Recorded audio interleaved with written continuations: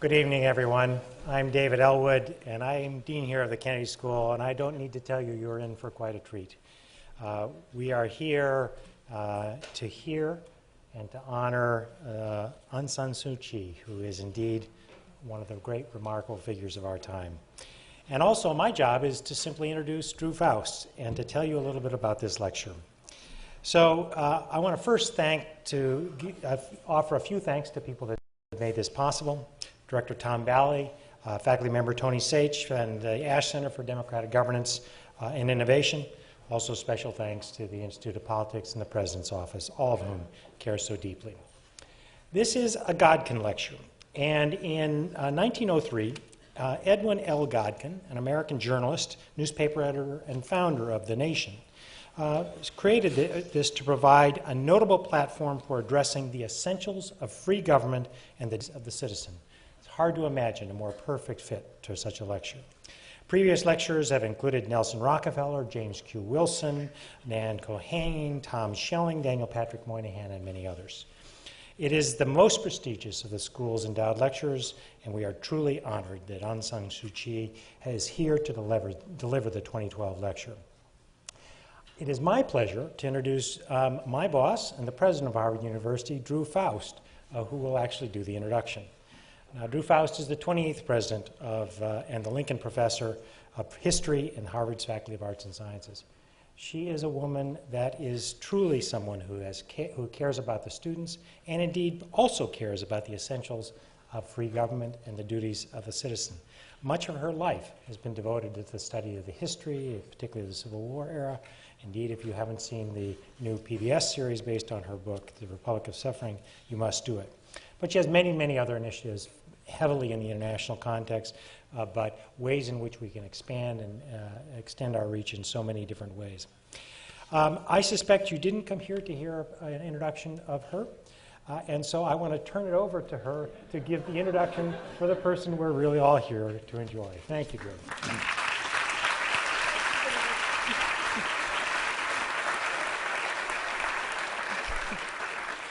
Thank you, David. It is such an honor to be here tonight to introduce our distinguished guest and this year's Godkin lecturer.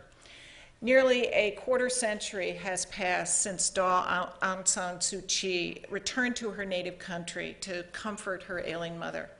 It was a homecoming that would profoundly alter the course of her life. In the midst of upheaval and unrest, she made an unflagging appeal for democracy and human rights, an appeal that roused the support of her countrymen and ultimately attracted the attention of the whole world. At the time, Daw Suu spoke of her decision as a kind of duty, an inheritance of the legacy of her father, Aung San, who had worked tirelessly to enable a nation's independence until his assassination in 1947. Daw Suu recalled thinking, "This is not a time when anyone who cares can stay out." With her supporters, she formed the National League for Democracy in 1988 and became its first general secretary. Within a year, she was denied the opportunity to stand for election and placed under house arrest. From that day, in 1989, Daw Suu has maintained a serene tenacity that continues to be a defining feature of her leadership. Despite imprisonment and intimidation, confinement and surveillance, she has stood always for nonviolent opposition, for unity in the face of adversity, for lasting freedom from, in her own words, the enervating miasma of fear. In 1991, she was awarded the Nobel Peace Prize. 19 years later, she was released from house arrest. And in June of this year, she traveled to Oslo to deliver her long-awaited Nobel lecture. Speaking of the isolation and oppression of her people, she observed that, and I quote her, "War is not the only arena where peace is done to death. Wherever suffering is ignored, there will be the seeds of conflict. For suffering degrades and embitters and enrages. She called the acknowledgement of her work a recognition of the oneness of humanity, a recognition that, she said, opened up a door in her heart. It was less than a week later when I had the privilege of encountering Daw Suu at Oxford, where she had come to receive an honorary degree, one actually awarded almost a decade earlier. At the end of the conferral ceremony, she addressed the assembly, offering a moving testament to the purposes of higher education and to its enduring importance throughout her life. As a student at Oxford, Daw Suu gained, as she put it, a respect for the best of human civilization. And she said, a confidence in humankind, gifts that sustained her throughout her captivity. I am honored to welcome her tonight to another institution committed to revealing the potential of people to make meaning and to make sense of the world as they shape its future. I am honored to welcome Daw Suu joining us as a free woman and to thank her for her devotion to the ideals that mean so much to all of us. Please join me in welcoming Aung San Suu Kyi.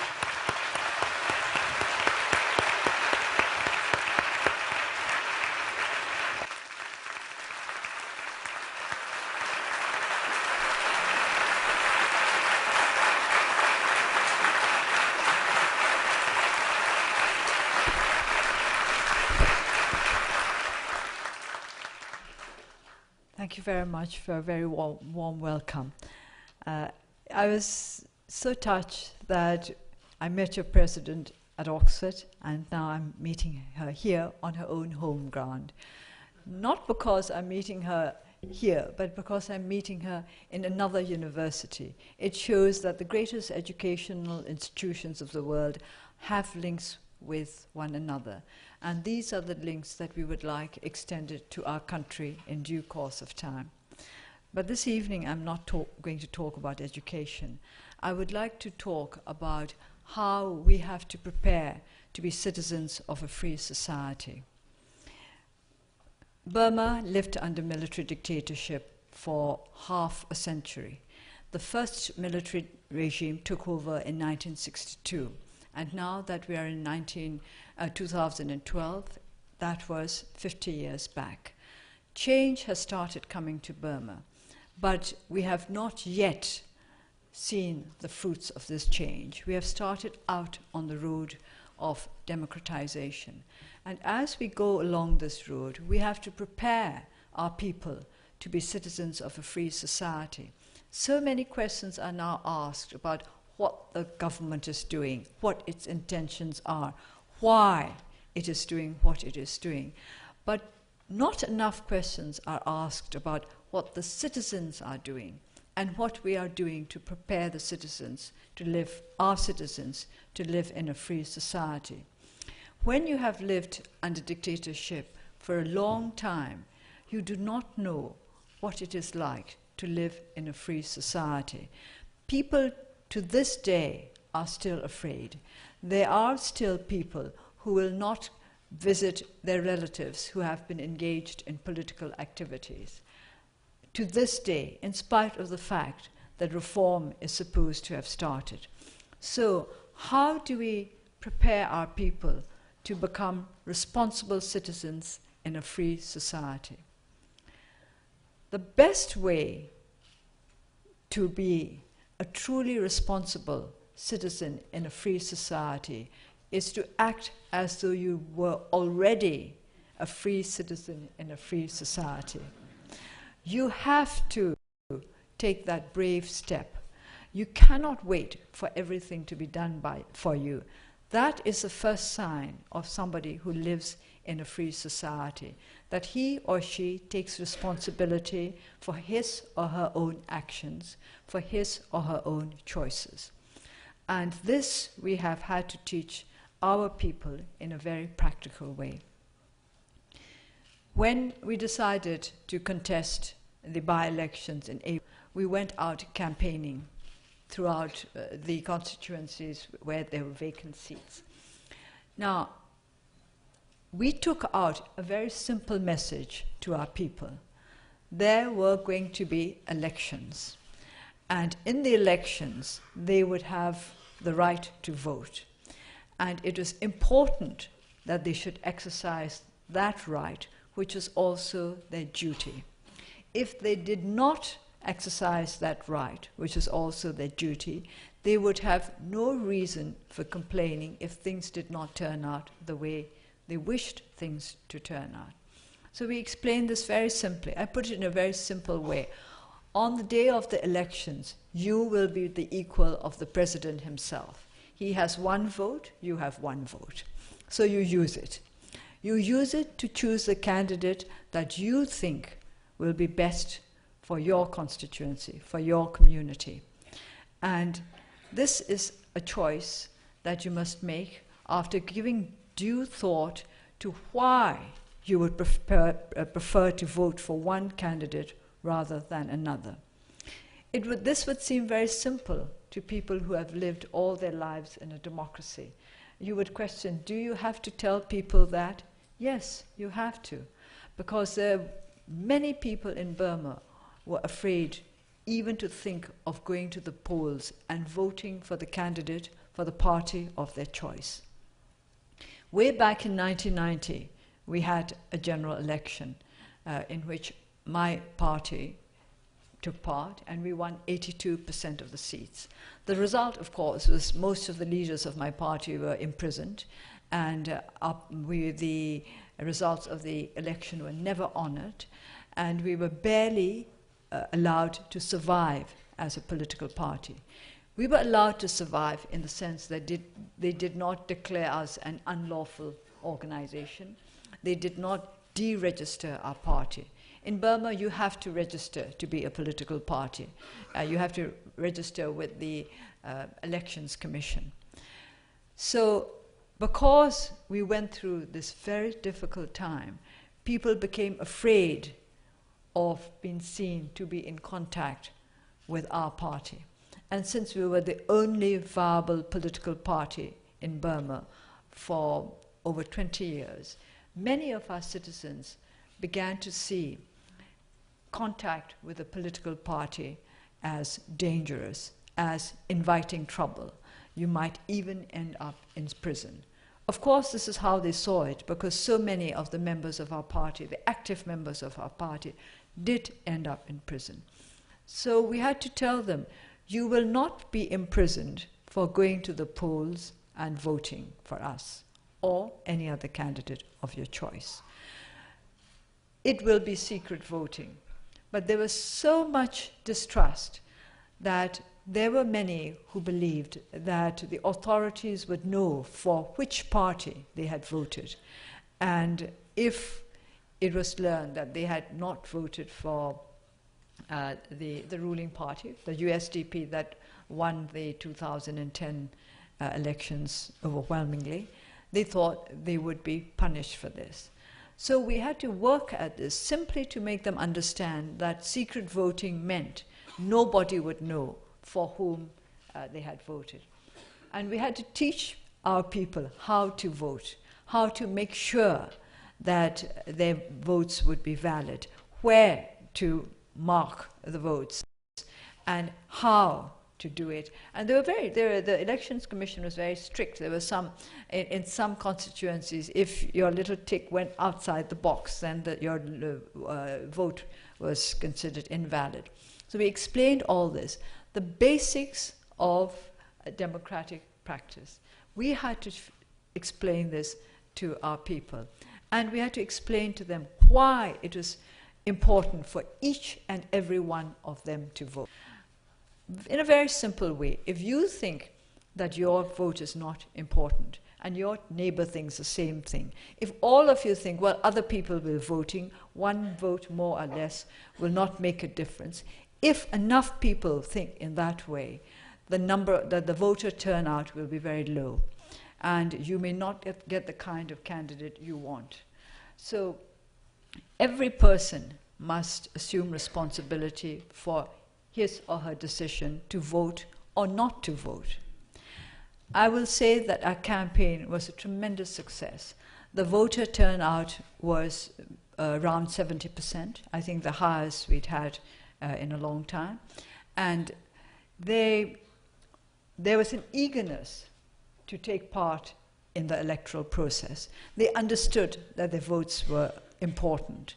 And I was extremely touched on the day of the elections when I went around my constituency to find some girls in tears because they had not been allowed to vote. Their name was not on the list. There were many weaknesses of that kind. I don't think all of these problems were deliberately created by the Elections Commission, although some thought otherwise. But I think it was just that they had not been able to get their act together. But those girls who had not been allowed to vote were very upset, and they said to me, "We are going to be outcasts." Of course, I smiled and said, "You're not going to be outcasts." But I was very pleased that they took their duty as citizens so seriously. We had been able to teach them in a very short time. We were only allowed, how many weeks? 6 weeks? 6 weeks to campaign for the by-elections. During these 6 weeks, they had learned the lesson very well that they had to take part in the voting process if they wished to be considered responsible citizens. So after they voted, and we won 43 of the 44 seats contested, we had to go on to the next stage. Now we were in a position to have freer contact with our people. Previously, it was very difficult for the NLD to operate at the village or town level because our activities were so limited by the authorities. Once we had won the elections, our next step was to make the people understand that they had the power to change their own community. We had to do this in very simple, practical ways. Burma is still a country which is largely rural. My constituency is in the Rangoon division, Rangoon, the old capital of Burma. You would expect that because it's in the Rangoon division, it would be an urban constituency, but it is not. It is made up of 2 wards and 127 villages. So it's predominantly a village community. How do we make these village communities who are underprivileged, who are poor, who have never had the opportunity to exercise their rights as free citizens, that they can be free citizens, they can make themselves free citizens? We have to take this step by step. What are the greatest needs of our villagers? Very simple: roads, water, electricity, education, healthcare, all the basics. In my constituency, many of the roads are unusable during the monsoons, and this means that some of our children do not go to school for 5 months of the year because getting from their village to the village where the school is situated is too difficult. And water. In many villages, we still do not have sufficient potable water, and especially our young women and girls spend hours trying to get to where there is water available. So we started off with simple projects such as the digging of wells. Well, of course, things like that take money, and we're not a rich party. So we could only start on small projects. But each project that we started, we wanted to make it the kind of project that would teach our people to be citizens in a free society, taking responsibility for their own community. So we laid down a very simple set of rules for the digging of a well.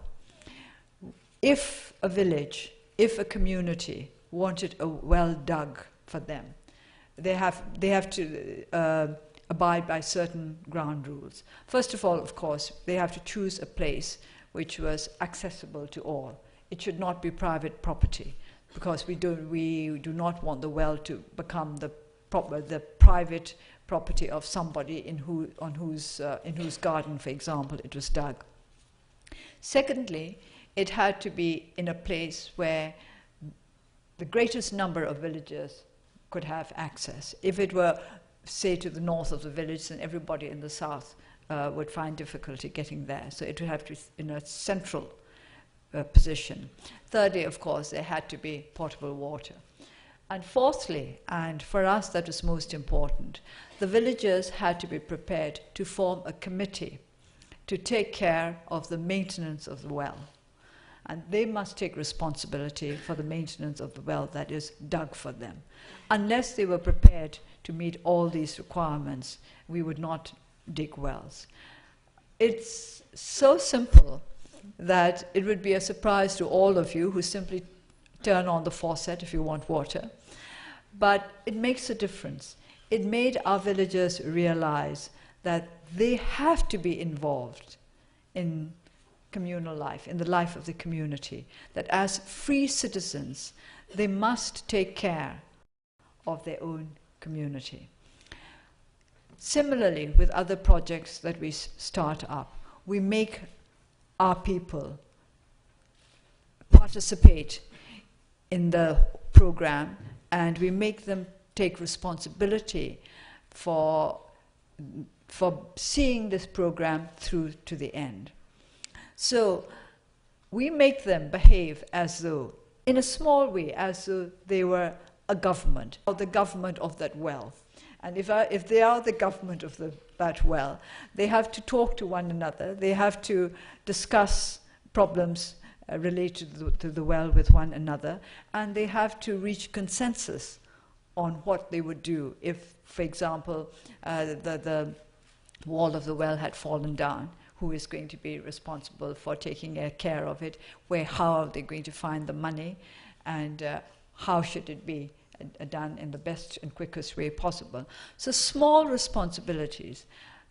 This is how we create, or we are trying to create, create a free society by preparing our citizens to be citizens in a free society. It's amazing what a small amount of responsibility can do for the self-confidence of our people who have never been treated as responsible, capable adults. Citizens in an authoritarian state are treated like immature children. They're not treated like adults. They're treated like children. They are told what they have to do, and they are told that they are not mature enough to make the important decisions for themselves. So to make their own decisions and to take responsibility for the results of those decisions, that is one of the first steps towards becoming a citizen in a free society. You take so much of this for granted. I wonder if you think that it's anything like your day-to-day lives. But yet, in some ways, it is. Every day, everybody wakes up and has to take responsibility for the day that is before them. Are you going to go to class, or are you going to give it a miss and go somewhere else? Are you going to the library, or are you going to stay in your room and read? Simple decisions, but you have the right to make it. You are free in this university to lead your life as you please. This is what very many students fail to recognize, how free they are, how they have been given freedom of choice on a daily basis, how they have been given the chance to shape their lives as they would like it to shape up. And we, in our country, we have just started out on the road towards shaping our country into the kind of nation that we want it to be. And that means that our people have to be the kind of people capable of deciding their own destiny. There are many, many ways in which we can help them in this process. Education is very important. I mention this particularly because this is an educational institution. Health is important. It's not enough to be well educated. You have to be healthy enough to make use of your education, not just for yourself, but for the community in which you live. We have this great advantage that we have come to the democratic scene late. And because we have come to this democratic scene late, we can learn from the mistakes of others. We have great admiration for the democracies of the West, but sometimes I wonder whether individuals in your countries are taking enough responsibility for the community in which they live. Our people, we would like to be responsible as well as free citizens. In fact, if you are not ready to assume your responsibilities, you cannot really be said to be free, because you will not make sure that your choices are your own, and you will not make sure that you have the ability to face the consequences of your choice. Freedom and responsibility are different sides of the same coin. Those who do not accept the responsibility, those who always put the blame of what happens to them on others, are truly not free, because they have abdicated their own sense of responsibility. We want to start out by creating a responsible society where our people can say, we are free to make our own choices in life, and we have the courage to face the consequences of those choices. Democracy is going to be a tough choice. It's not easy to achieve it, it's not easy to sustain it. But I believe that our people have the ability to cope with it.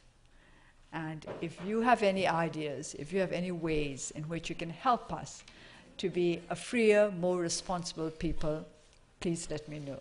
Thank you.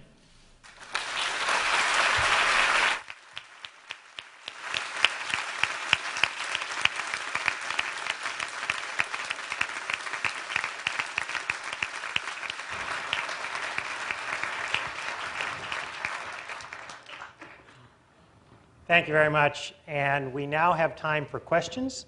There are microphones located in 4 locations. One is right here, one here, one here, and right here.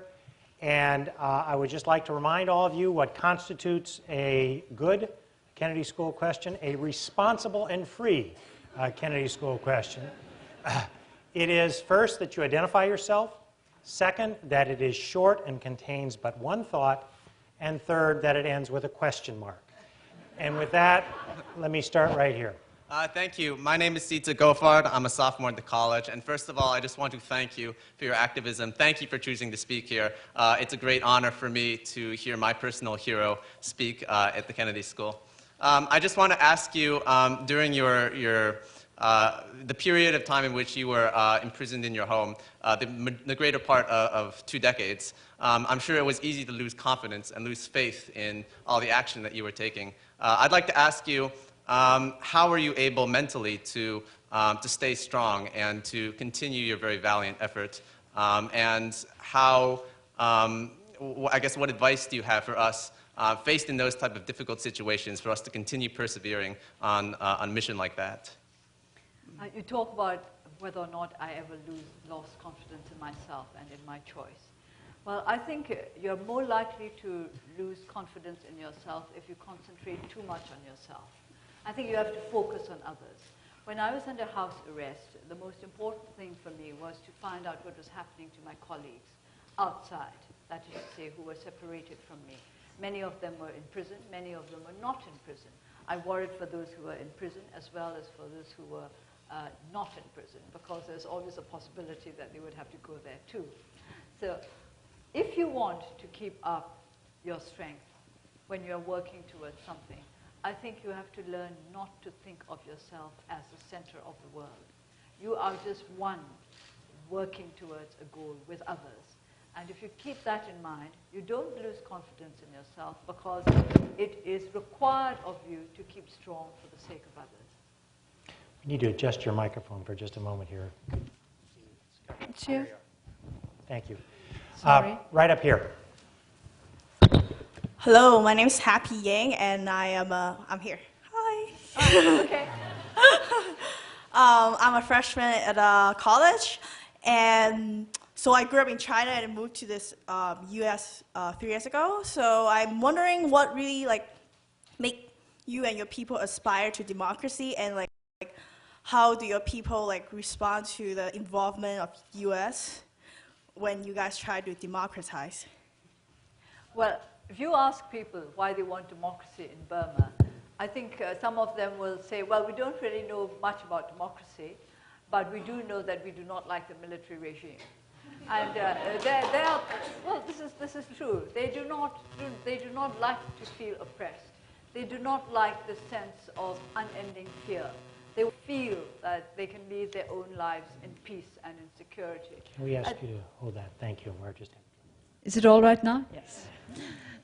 So, of course, when I was campaigning, I also had to teach them what democracy means. We use the same word in Burmese, except that we pronounce it democracy.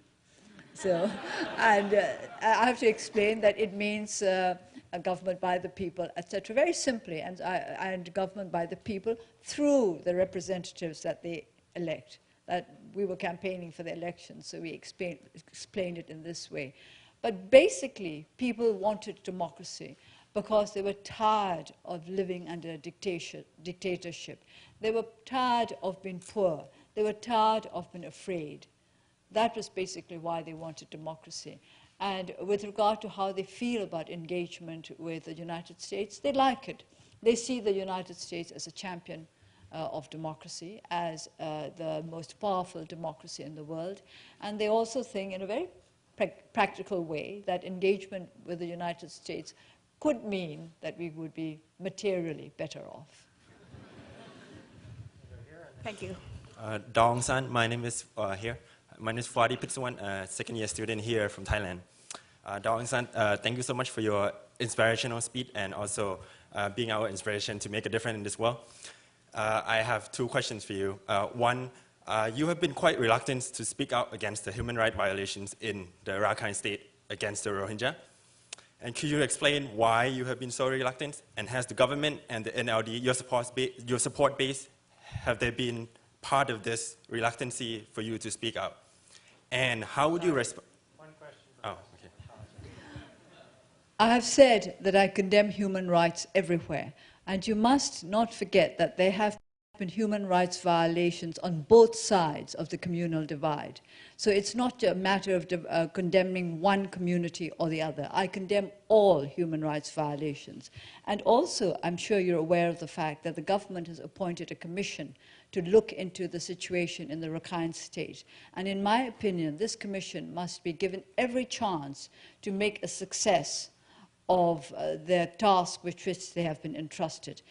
I think there are too many people try to make political capital out of the situation by speaking up for one side or the other. And I do not intend to do that. And I have said quite openly that if people want to criticize me for not taking sides, I'm ready to accept that criticism.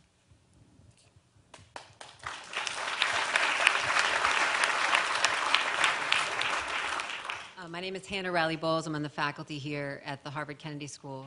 So for 7 or 8 years now, we have been teaching a case on you called Aung San Suu Kyi, Icon of Hope in Burma. But I've now heard you say many times that you don't want to be seen as an icon. And I would love if you would share with us how you envision your evolving leadership role now that you are also able to work from within the government. I think I said earlier at our meeting that I've always thought of myself as a politician. I've been very surprised when people make remarks like, well, she's been an icon for 20 years, now she must start learning about politics. What do they think I've been doing for the last 24 years?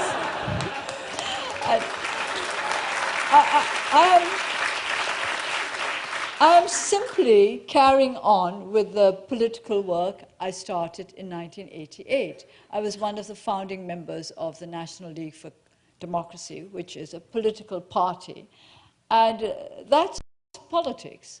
So, and I don't like to be referred to as an icon, but because from my point of view, the icons do nothing except sit there or be there. And I have to work very hard. Even during the days when I was under house arrest, I had to work very hard to lead a disciplined life. every day meant hard work, and I kept myself going through hard work because I wanted to be prepared for the time when I would be freed. And I was ready to do that. The moment, the day that I'm free, I have to plunge straight back to work, and I have to be fit to do that. So I would like you to think of me as a worker. I put a lot of emphasis on hard work. I keep saying to our people, you want something, you work for it. We have according to the Buddhist teachings, there are 4 requirements for success. First, there is the desire. And then second, there is the perseverance. Thirdly, the right attitude of mind. And fourthly, wisdom. With these 4, you can succeed in anything you do. So I explain to our people, do you want democracy? That's desire. You want democracy. All right, you've got to work for it. You've got to persevere. And then thirdly, you've got to have the right attitude of mind. If you're going to be put off because it's too difficult or because you're frightened, then you're not going to get there. And fourthly, you have to acquire the right kind of wisdom. You have to understand how to go about the politics of democracy. So please look upon me as a hard worker.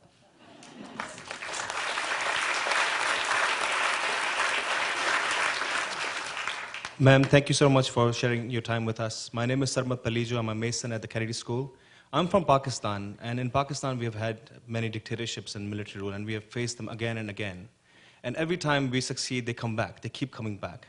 But I'm very proud to say that you have been our hope. I mean, although you say you're not an icon, for us, you're more Pakistani than you realize when we are fighting those dictators. We have had Benazir Bhutto, but unfortunately she was murdered. And now we have someone like you. But who's your hope besides the people of Burma? For us, I want to know really, who's your hope when you are in that house arrest, when you are facing all the pressure? Who do you think of? I'm afraid I didn't think of just one person. I thought of many people. I thought of my closest colleagues. You have to think of other people, as I said earlier, if you want to keep going. And by the way, you said that I was more Pakistani than I realized. I'd like to say that when I went to Thailand, I found I was more Thai than I realized too. So it has been a wonderful discovery, the sense of oneness. And of course, I was helped by people from everywhere. I had a shortwave radio, so I could keep in contact with what was going on in the world. And whenever I heard of people in distant places speaking out for our cause, I was encouraged. I thought, they know about us, they care about us. And I also want you to think about something. I won't put it to you as a question because I don't think you'll be allowed to answer by the moderator. Why do you think Pakistan keeps falling back under dictatorship? This is something that I would like you to find the answer to and let us know, because certainly we would not like Burma to get into that same syndrome of out of dictatorship, in again, out of dictatorship, in again. So please give us your answers. Please send your answers. We'll exchange notes. Thank you. Good afternoon. My name is Sarah Fillet. I'm a freshman at the college. It's an honor to see you today. My question would be, what lessons do you think other countries attempting to democratize can learn from Burma and your particular work? But we're still in the process of learning from other countries. I've always said that because we're right behind everybody else, we can learn from their mistakes. And we are still learning. I think the lessons that you can learn from Burma, as from any other country that has made a successful transition from dictatorship to democracy, is the value of negotiation. I've made the point that in Burma we are very weak when it comes to negotiated compromise. We are culturally weak in this because there is a question of face. People who are in a superior position do not like to compromise with those whom they think of as their inferiors. They see it as giving in. They see it as a failure. This is part of our traditional makeup, our cultural makeup. We have to change this. We have to make people understand that a negotiated compromise is a very difficult thing to achieve, and they can take pride in it should they be able to achieve it. So this, I think, all those who want to make a successful a transition to a democratic society must learn the value of negotiation, the value of intelligent compromise. Hi, good evening. My name is Tiffany Lazo. Here, sorry. I'm from Puerto Rico, and I am a freshman in the college. And I just wanted to say thank you so much for being here. It's an honor. I'm in shock.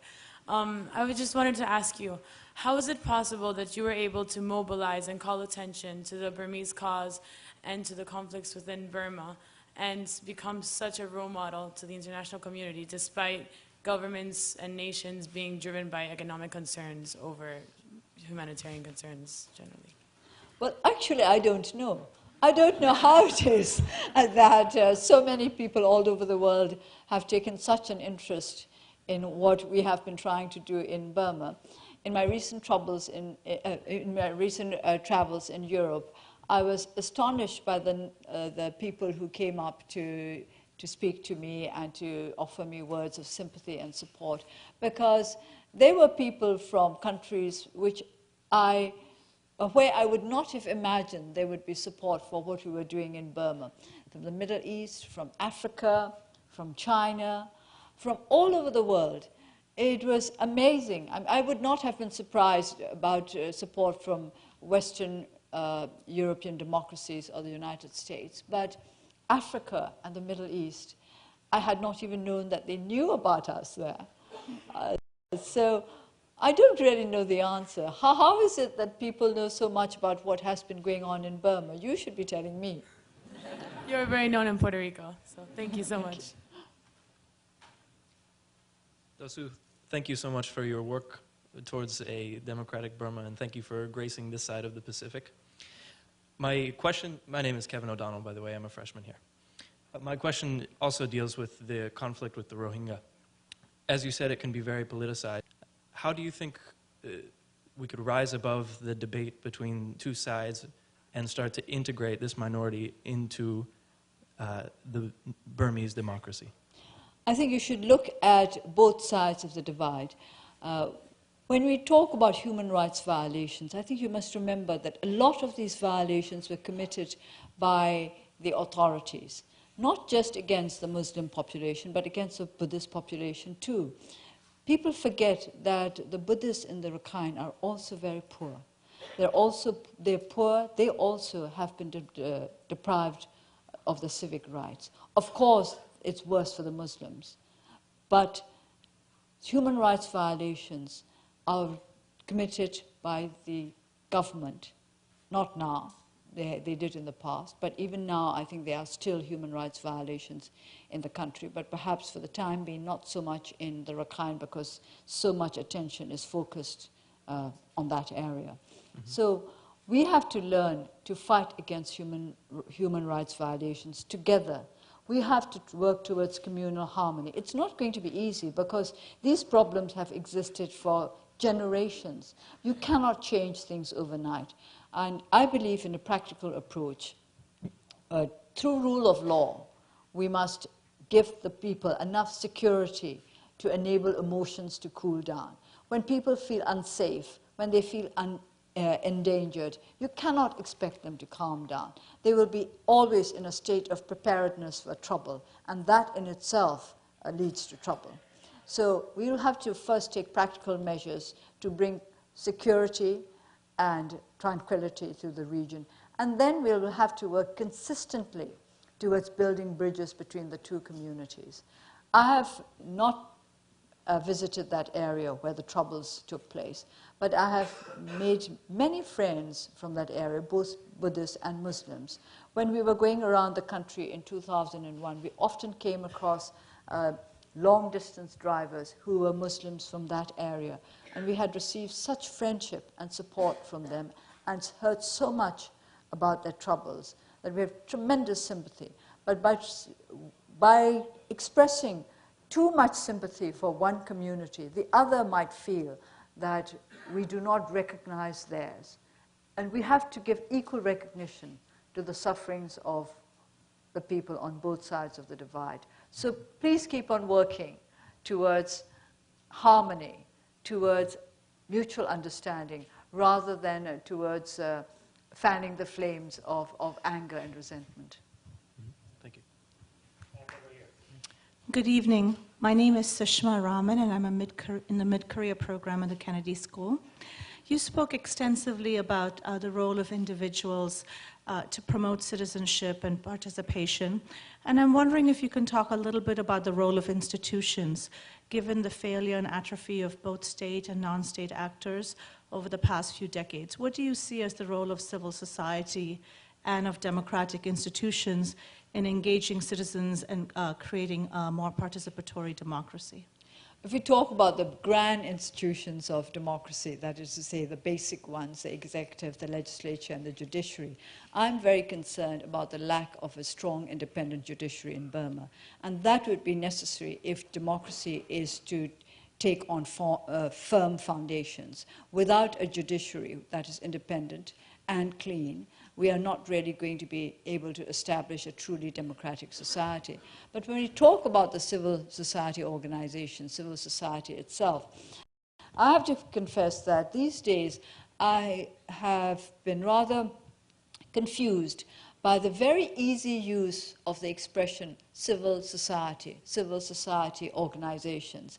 I do not quite know what some people mean by these expressions. I think we need to define them more precisely because they are the non-governmental organizations, the NGOs. How do we differentiate an NGO from a CSO? And when we say that we want to work to strengthen civil society, what exactly do we mean? I have talked about individuals, but I have talked about individuals as part of a community. And I would consider the Committee for the Maintenance of a Well a civil society organization in its small way.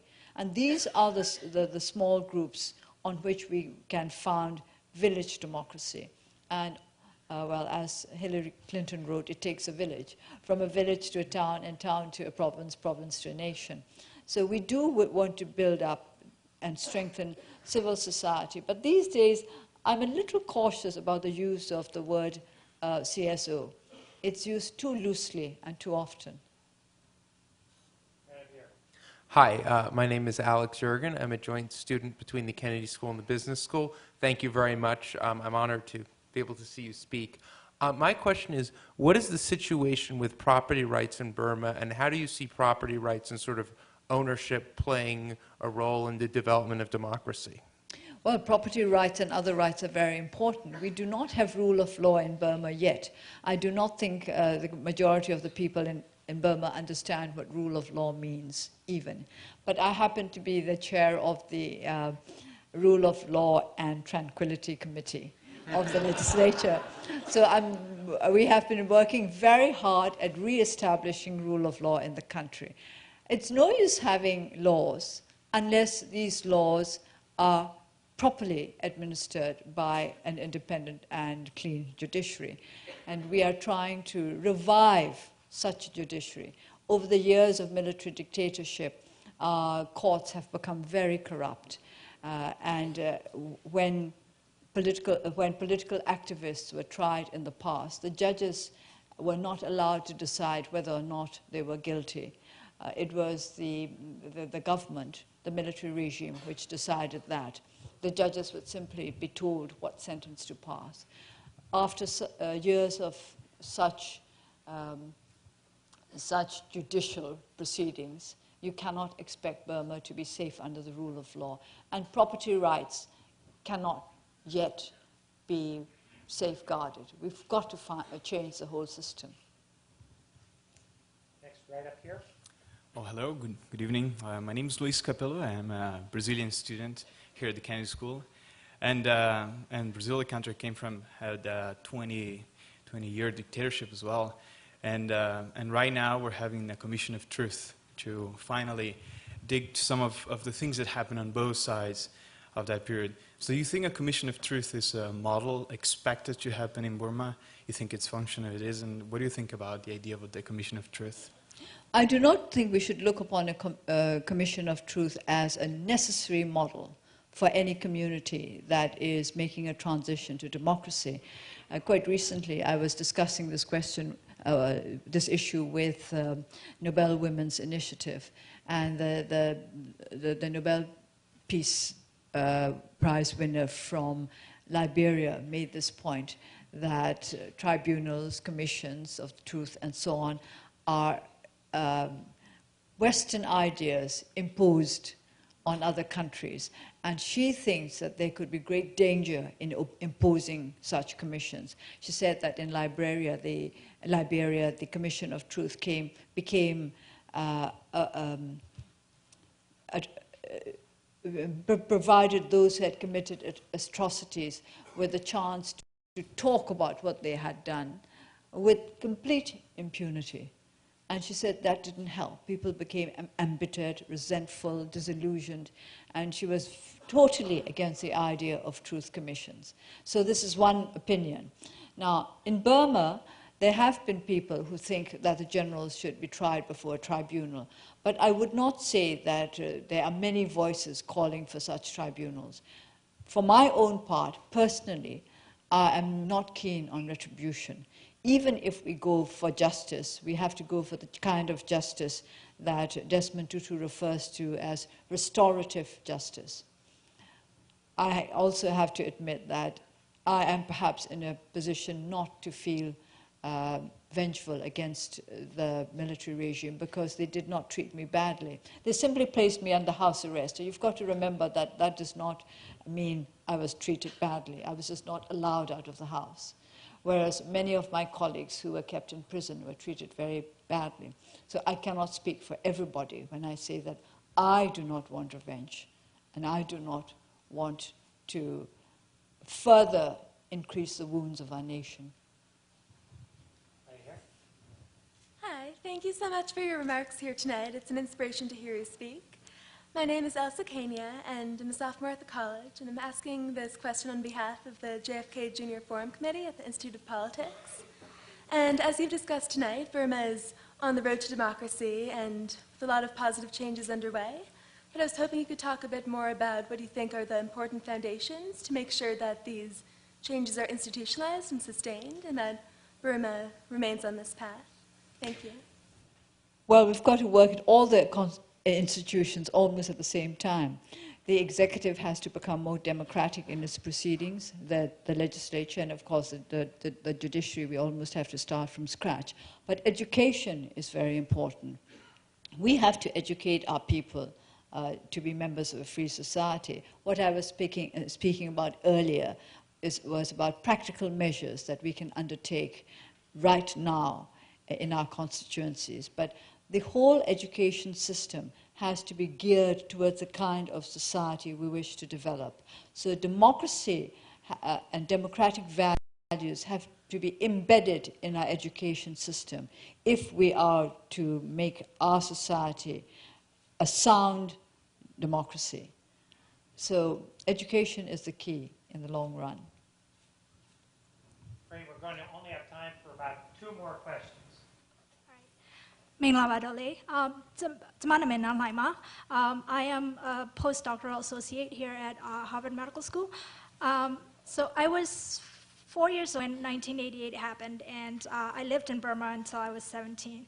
So when I heard you speak about the role of citizens and being ready for democracy, and thinking back about the circumstances that our generation grew up in, I couldn't help but think that there are far too many young people in our generation who think that power is all about money and violence is the answer to so many problems, and that there are also things like you should not question authority or others. So I'm interested in hearing what you think about how we might be able to reverse that kind of mentality, and whether there's things that the youth that are now abroad can participate in that process. Of course, youth everywhere these days are concerned about money because there is so much that money can buy. and people want so much. There's so much that all around them that they would want, that advertisements are aimed at getting money out of people. So that youth want money is nothing new. It's not just in Burma, it's everywhere else. I have been very, very encouraged by our young. I should have mentioned earlier that at the forefront of our campaign for the elections were young people. They were the ones who responded quickest and best to our appeal to be responsible, to use their right to vote and to exercise their responsibility at the same time. The young people learned so quickly, they became so politicized in such a very short time that I have great hopes for our country. They need to be educated. Too many of our people are so ill-educated that I have been emphasizing the need for non-formal education and for vocational training programs to make them capable of simply holding down the kind of jobs that they need in order to earn a living.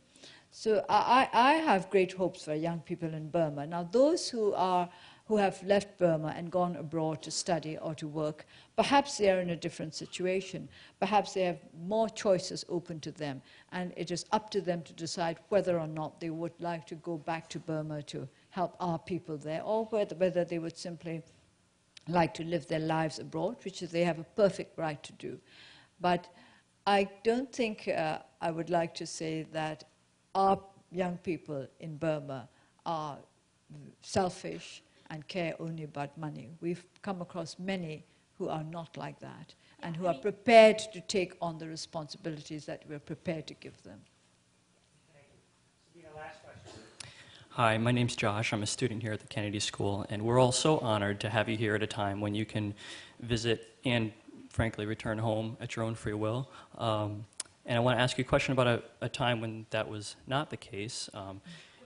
Of many times when that was not the case. In particular, in 1998, you had to make a very tough choice. And you said that, in your remarks, you said that democracy is a tough choice, and you obviously are someone who knows about tough choices. And I want to ask you how it felt in 1998 when you had to choose whether or not to leave, and you didn't because you probably wouldn't have been able to return home. I'm not going to presume that I know how that feels, having read about it on Wikipedia, so I want to ask you, did it make you feel weak or feel strong, or how did you feel? I never thought there was a choice. I never thought of leaving Burma, as I always thought that as long as there was one person in Burma who still believed in democracy, I had to stay with that person. So it was never a matter of choosing then. I had made the choice already. I made the choice in 1988. And after that, it was quite clear to me what subsequent choices would be. And I was, of course, greatly helped by the fact that my husband was very understanding. Thank you very much. So I want to thank you very much for your extraordinary...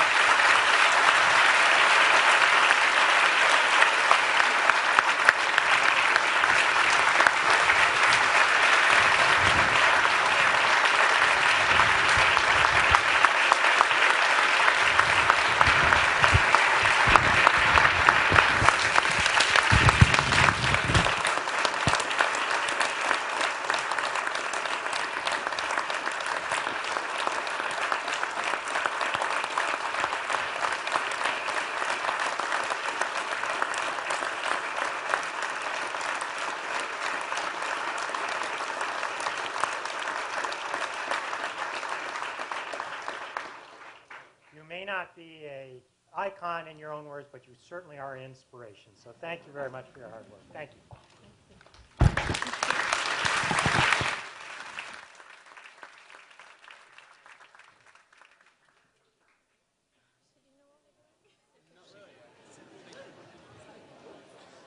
We thank you for joining us for tonight's forum and hope that you enjoyed it. At this time, we ask that you gather your personal belongings and please exit through the Park side exit of the auditorium to my right. That's the Park Street exit.